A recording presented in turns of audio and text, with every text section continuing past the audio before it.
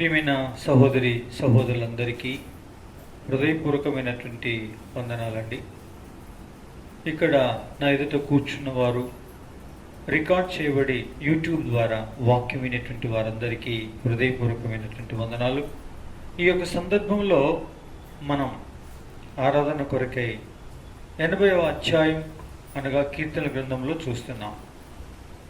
గమనించండి, ఈ 80వ అధ్యాయం కీర్తన గ్రంథాన్ని మనం గమనిస్తే ఇక్కడ ఏం రాయబడింది అంటే, మొదటి 2-3 వచనాలు నేను చదువుతాను, గమనించండి. ఇశ్రాయేలునకు కాపరి చెవియొగ్గుము, మందవలె యోసేపును నడిపించువాడా, కెరూబుల మీద ఆసీనుడైన వాడా ప్రకాశింపుము. ఎఫ్రాయిం, బెన్యామీను, మనష్షే అను వారి ఎదుట నీ పరాక్రమమును మేల్కొల్పి మమ్మల్ని రక్షింపరమ్ము. దేవా, చెరలో నుండి మమ్మల్ని రప్పించుము. మేము రక్షణ పొందినట్లు నీ ముఖకాంతి ప్రకాశింపచేయము. గమనించండి, ఈ రీతిగా ఈ యొక్క కీర్తన గ్రంథం 11వ అధ్యాయం, ఈ 80వ అధ్యాయంలో మనం గమనిస్తే ఇశ్రాయేలీలు అనబడేటువంటి ఈ యొక్క ప్రియులను మరి దేవుడు రప్పించేదాని కొరకు, తప్పించేదాని కొరకు వారు చేసినటువంటి ప్రార్థన, వారి ఆవేదనను వ్యక్తపరిచినటువంటి విధానం ఈ 80వ అధ్యాయంలో వివరించబడింది. చూడండి, మొదటి ఈ 2-3 చరణాలతో పాటు మనము 8వ వచనాన్ని కూడా చదివితే ఏం రాయబడింది? 7-8 సైన్యములకు అధిపతివగు దేవా, చెరలో నుండి మమ్మల్ని రప్పించుము. మేము రక్షణ పొందినట్లు నీ ముఖకాంతి ప్రకాశింపజేయము. నీవు ఐగుప్తులో నుండి యొక్క ద్రాక్షావల్లిని తెచ్చితివి, అన్యజనులను వెళ్ళగొట్టి దాన్ని నాటితివి, దాని తగిన స్థలం సిద్ధపరిచితివి, దాని వేరు లోతుగా పారి ఆ దేశమందంతటా వ్యాపించను. వినండి, ఇక్కడ 2 రకాల చెర కనిపిస్తుంది. మొట్టమొదలు వాస్తవంగా ఈ 80వ అధ్యాయంలో మనం 7-8 వచనాలను గమనిస్తే, ఒకప్పుడు ఈ జనం ఐగుప్తులో ఉన్నారు. ఐగుప్తులో ఉండినప్పుడు ఐగుప్తీయులు పెట్టిన భయంకరమైనటువంటి దాస్యం, వారి మీద మోపిన బరువులు, వారిని పెట్టిన యాతన మనము గమనిస్తే మనకు తెలుస్తుంది. నిర్గమకాండములో ఎంతో భయంకరమైన యాతన వారు అనుభవించారు. ఎంతో భయంకరమైనటువంటి కష్టాన్ని ఎల్లదీశారు వాళ్ళు. వాళ్ళ యొక్క మొరలు మరి దేవుడు ఆలకించి జ్ఞాపకం చేసుకొని మనం ఎరిగిన ప్రకారముగా ఏం చేశాడు ప్రభు అనగా, ఐగుప్తు నుంచి అనగా 10 సూచక్రియలు ఆ దేశమందు చేసి వారి గుండెలను కదిలించి అక్కడి నుండి ఈ ద్రాక్షావల్లిని పెగిలించి తీసుకొని వచ్చి కానాను అనేటువంటి ప్రదేశమందు ఉండినటువంటి అన్యజనులను వెళ్ళగొట్టి అట్టి ప్రదేశమందు వీరిని నాటినాడు ప్రభు. అది పాలుతీరులు ప్రవహించే దేశం, అది నీటి అగాధ జలములు గల ఊటలు కలిగిన దేశం. అది అలాంటి అద్భుతమైనటువంటి దేశంలో వారిని నాటి వారిని ఆశీర్వదించాడు. ఆ ప్రకారంగా వారు ఆశీర్వదింపబడ్డారు, దీవించబడ్డారు. వారి వేరు లోతుకు పోయింది, వారి రెమ్మలు చాలా దూరము సముద్రం ఒడ్డు వరకు కూడా చేరినవి. అంటే సువిశాలమైనటువంటి సామ్రాజ్యముగా వారిని సుస్థిరము చేసి ఈ వాగ్దత్త దేశంలో వారిని స్థిరపరిచి వారిని ఆశీర్వదించాడు.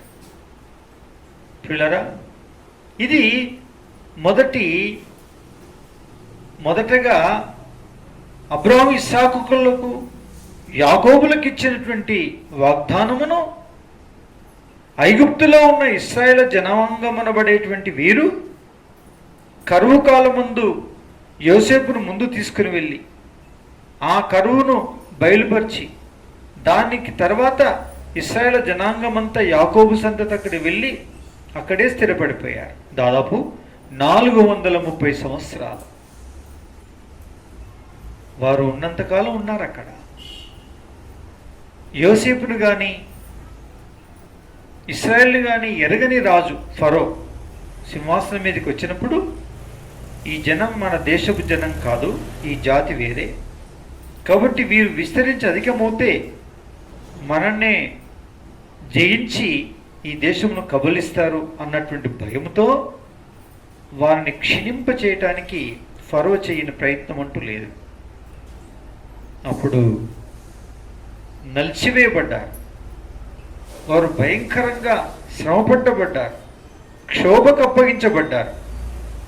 దేవుడు తన అత్యంతమైన కృపను బట్టి వారి మరణాలకించి ఆ బరువైన కాడిని వాళ్ళ మెడ మీద నుంచి తీసి వారిని 10 సూచక్రియలు ఐగుప్తునందు చేసి వారిని వెలుపలికి తీసుకుని వచ్చి సముద్రం అడ్డొస్తే ఎర్ర సముద్రాన్నే పాయలు చేసి వారిని వారి భార్య నుంచి తప్పించి తను వాగ్దత్త దేశంలో ప్రవేశపెట్టాడు. ఇది మొదటి భయంకరమైన బాధ, అట్టి శ్రమ నుండి ఐగుప్తులో నుంచి విడిపించబడుట. తర్వాత ఇక్కడ ఇంకో కొత్త పదం వినబడుతుంది. అదేమిటి అంటే ఏమని రాయబడింది?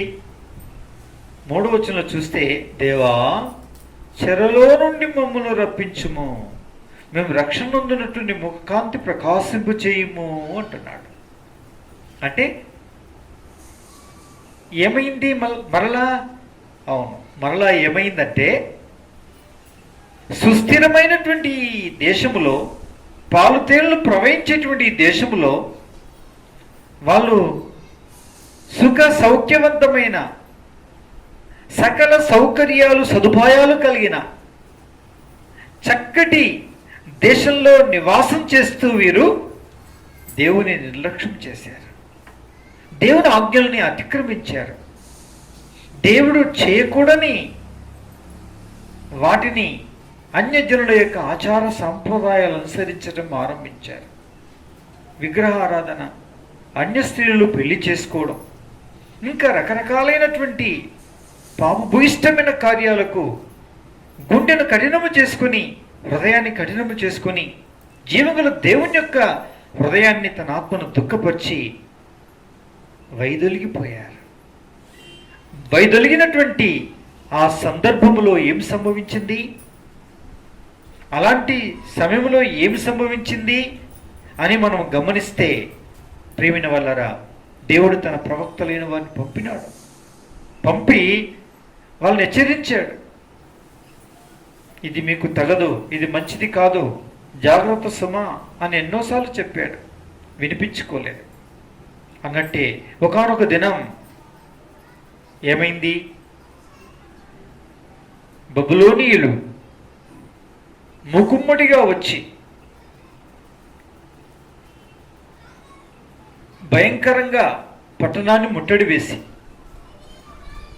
సమయం కనిపెట్టి, ప్రహారీలను కూలగొట్టి, వాటి గుమ్మములను అగ్గితో కాల్చి, ఆ మందిరంను కూడా అగ్ని తగలబెట్టి, అందులో ఉండే ఉపకరణాలను, బంగారము, ఇత్తడి, ఎండి సంబంధించిన ఉపకరణాలు ఏవేవైతున్నాయో వాటన్నిటిని కూడా దోసుకొని వారి దేశానికి తీసుకుని వెళ్ళిపోయారు. ఎవరును చంపినారు. గర్భిణీ స్త్రీల యొక్క కడుపులను చింపి అందులో నుంచి బయటపడిన పిండాలను ఆకాశంలోకి ఎగిరివేసి కత్తి పెట్టి ఆటాడుకున్నారు. భయంకరమైన అగాధ్యానికి, భయంకరమైనటువంటి విషాదకరమైన పరిస్థితులకు దేవుని ప్రజలైనటువంటి వారు గురైపోయారు. పనికి మాలిన వారు, వృద్ధులు, ఎందుకు గొరగాని వారిని, కుంటి గుడ్డి గూని అనేటువంటి అడుక్కు తినేటువంటి ఇలాంటి వారిని మాత్రం వదిలిపెట్టి మిగతా రాజకుటుంబాలను, రాజును అందరినీ చెరపట్టుకొని తీసుకొని వెళ్ళిపోయారు. వారు జైళ్ళల్లో నింపేశారు. జైళ్ళల్లో స్థలం లేకపోతే ఆ బబులోను నదుల ఒడ్డున కుప్పలు కుప్పలుగా సంఖ్యలు వేసి, బోండాలు బిగించి, గొలుసులతో బంధించి పిల్లరా ఆ ఒడ్డుకు పడేసేశారు. అన్నం లేదు, నీళ్లు లేవు, ఎర్రటెండ, భయంకరమైన యాతన. ఇంతంత కాదు, ఎంతో వేదన. ఇంత కాదు, అంత కాదు. అందుకే వారు ఒక కీర్తనలో ఈ మాట పలికారు. వాళ్ళ బాధంతా కూడా ఈ కీర్తనలో ఉంది. ఏ కీర్తనది గమనించండి. చూడండి, 137వ అధ్యాయం 1వ వచనం, 2వ వచనం, 3వ వచనం చదవండి ఒకరు. 137 కీర్తనల గ్రంథం 1వ చరణం 1వ వచనం చదవండి.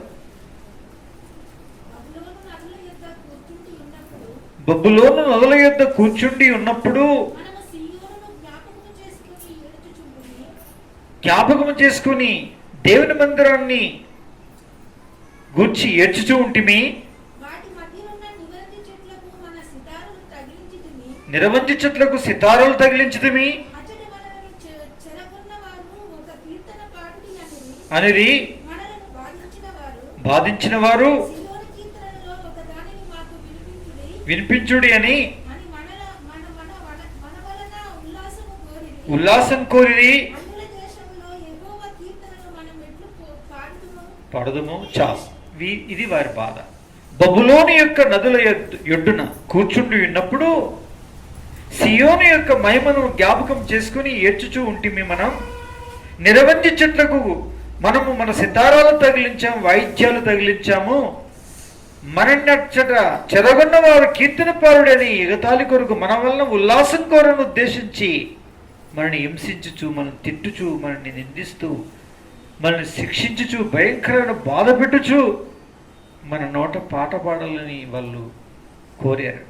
మనం ఎలా పాడుతాం?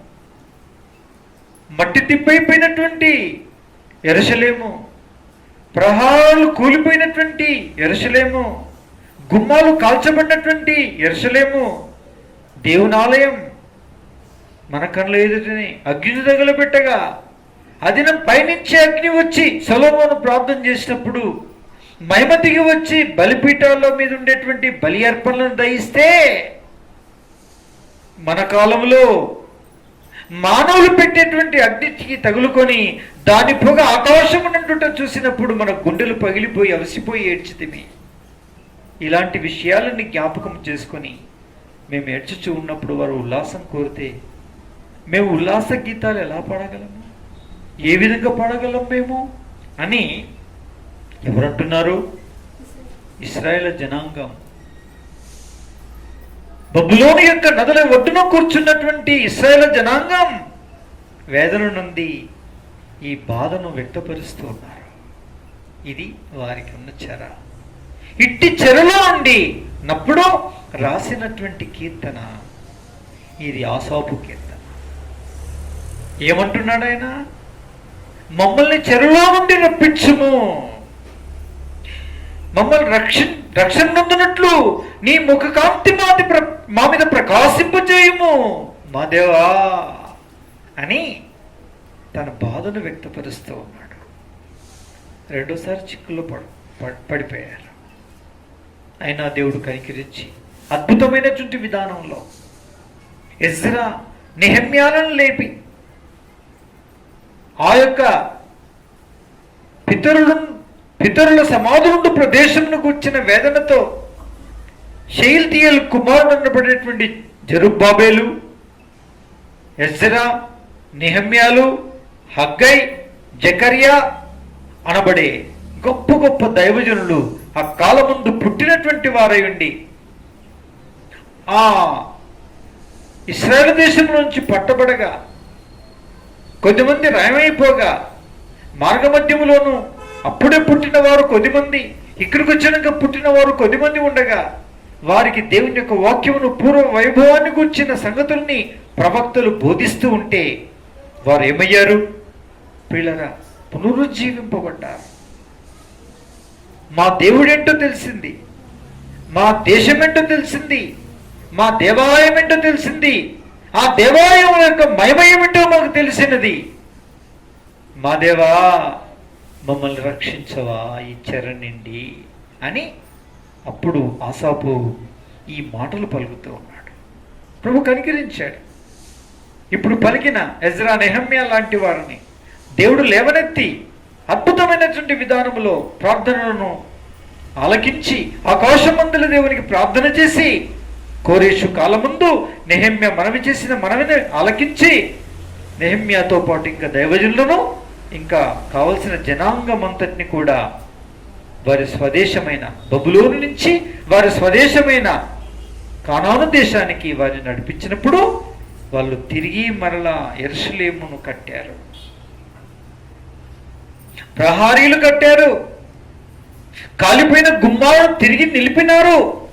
ఈ రీతిగా అద్భుతమైనటువంటి గొప్ప కార్యములను చేసి దేవుడు కనికరించి మళ్ళీ పూర్వ వైభవాన్ని వారికి ఏం చేశారండి? ప్రసాదించాడు.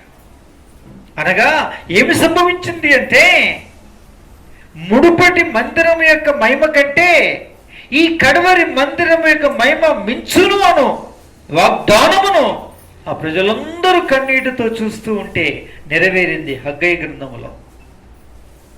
చూసారా పిల్లరా? అందుకు వారు ఇప్పుడు అలా ప్రార్థన చేశారు, ఆ వేదన అలా వ్యక్తపరిచారు, అలా ఐగుప్తుని జ్ఞాపకం చేసుకున్నారు.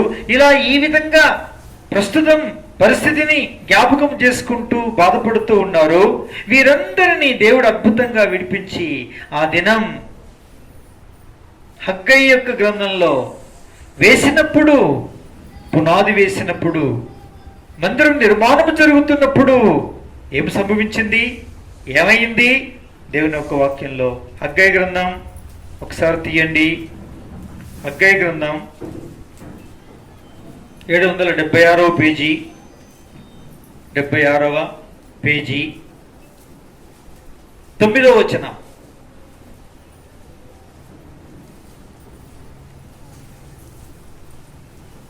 రెండవ అధ్యాయం 9వ వచనం. ఈ కడవరి మందిరం యొక్క మహిమ మునుపటి మందిరం యొక్క మహిమను మించునని సైన్యములకు అధిపతి యెహోవా సెలవిచ్చుచున్నాడు.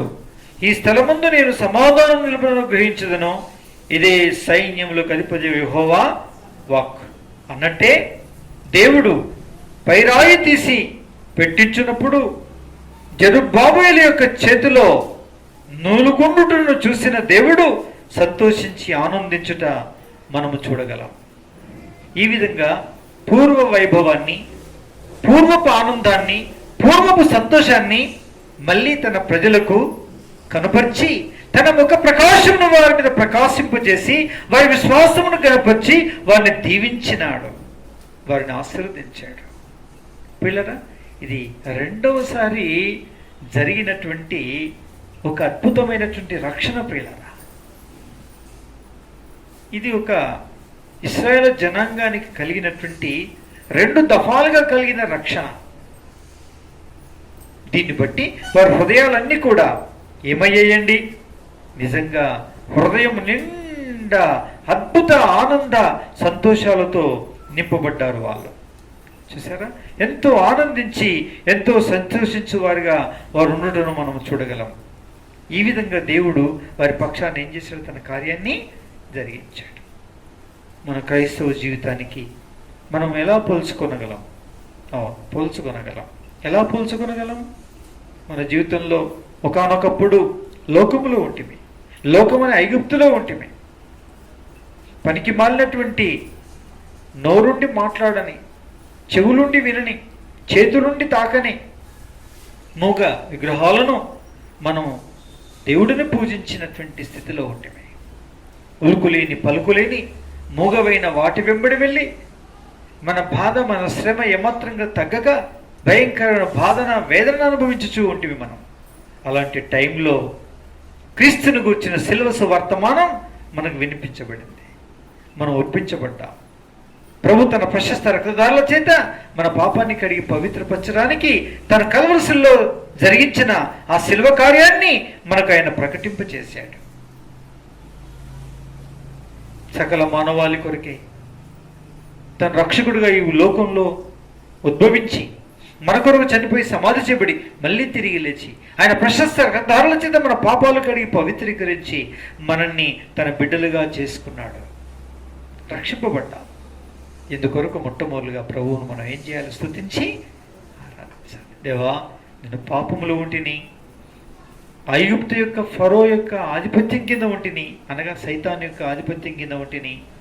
వాని కడువు వాని కాని బరువుగా నా మీద మోపి నన్ను చింతకు, బాధకు, వేదనకు, బహు హింసకు గురి చేసి ఉంటుండగా నాకిక రక్షణ లేదా, నాకింక ఇంతకంటే శ్రేష్టమైన దేవుడు లేడా అని వేచి చూస్తున్నప్పుడు కల్వరి శిలువలో మీ ప్రాణాన్ని పణంగా పెట్టి తిరిగి లేచారే, ఆ లేచిన సిలువ సువర్తమానాన్ని నాకు వినిపింపచేసి నా పాపాలకు క్షమాపణ కలిగింపచేశారు, నా జీవితాన్ని మార్చారు, నా ఆత్మకు ఆనందము సంతోషం ఇచ్చారు, నీకు స్తోత్రం అని ప్రభువును స్తుతించి ఆరాధించాలి. ప్రభునామంలో ఆ దేవదేవునికి మన కృతజ్ఞతా స్తుతులు మొట్టమొదటిగా లోకం నుంచి విడిపించినందుకే ఏం చేయాలండి?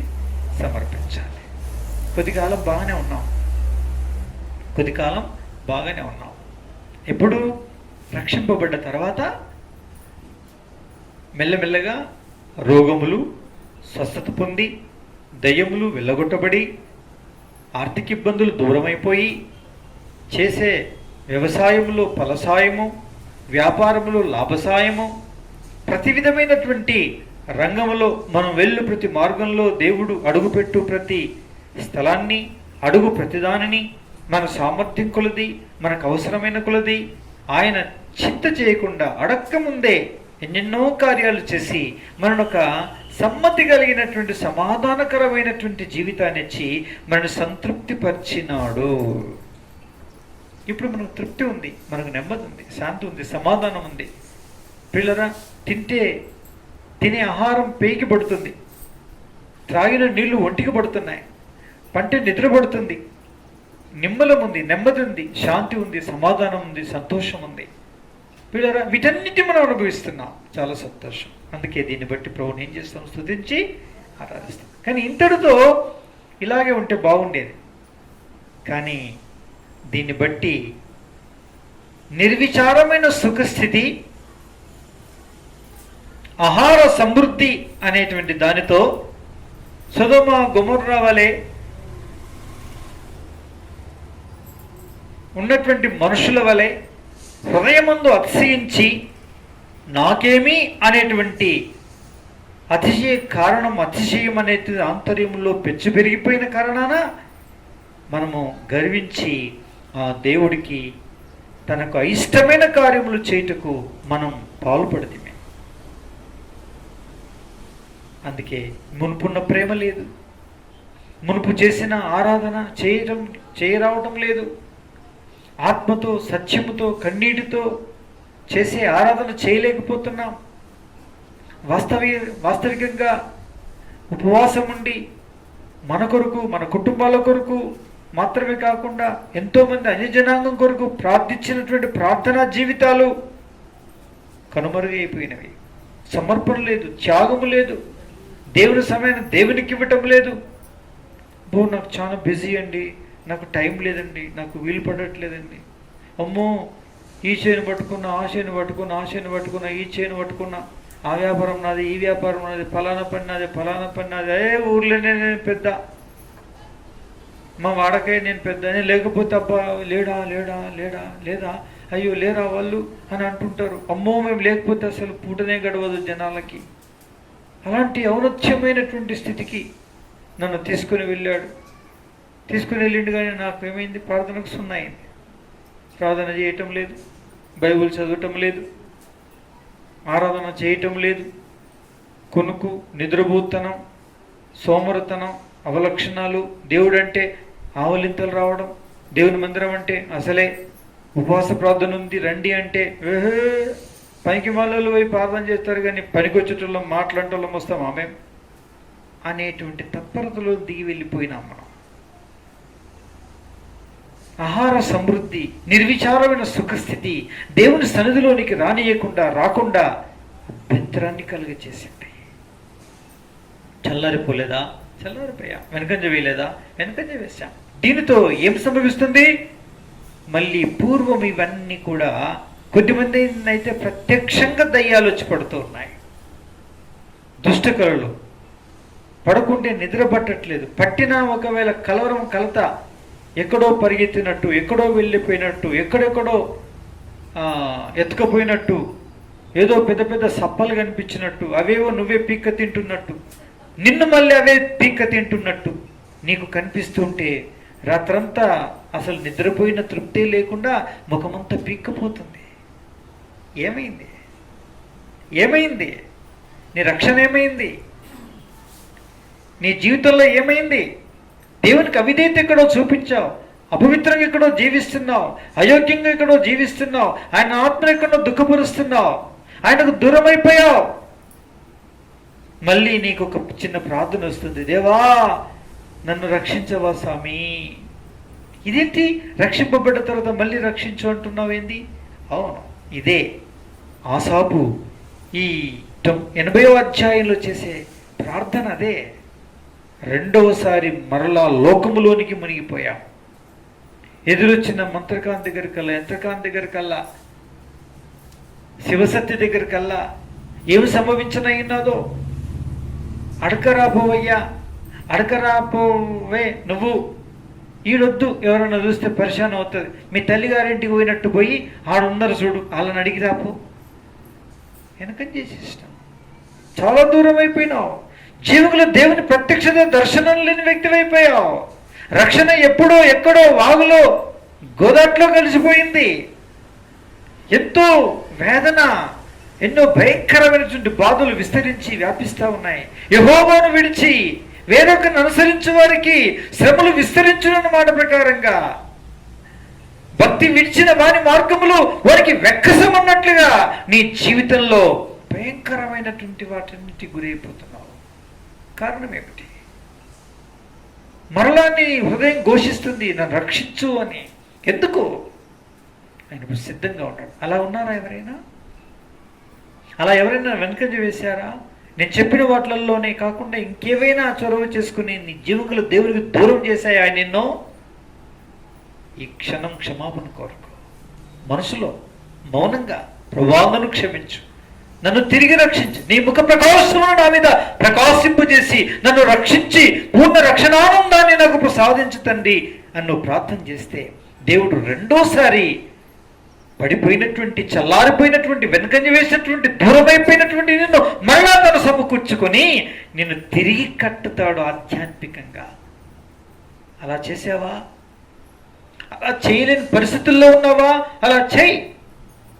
అలా చెయ్యాలనే ధ్యాస కలిగి నీకు కలిగిన కారణాన నువ్వు అలా తిరిగి మళ్ళీ సమకూర్చబడ్డావా నీ ప్రభు కొరకు? తిరిగి కట్టబడ్డావా ప్రభు కొరకు? అట్లయితే రెండవ స్తుతి ఆరాధన చేయాలి. నువ్వు ఏమన్నా తెలుసా?